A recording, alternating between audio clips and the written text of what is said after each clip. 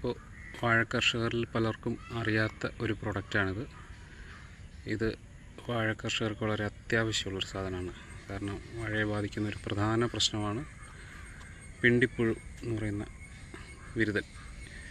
അപ്പോൾ അവനെ തുരത്താൻ വേണ്ടിയിട്ട് നമ്മുടെ കാർഷിക സർവകലാശാലയുടെ കീഴിൽ വരുന്ന വാഴ ഗവേഷണ കേന്ദ്രം തൃശ്ശൂർ പട്ടിക്കാടിനടുത്തുള്ള കണ്ണാറ എന്ന് പറയുന്ന സ്ഥലത്ത് ബനാന റിസർച്ച് സ്റ്റേഷൻ എന്ന് പറയുന്ന സ്ഥലമുണ്ട്, ഒരു സ്ഥാപനം.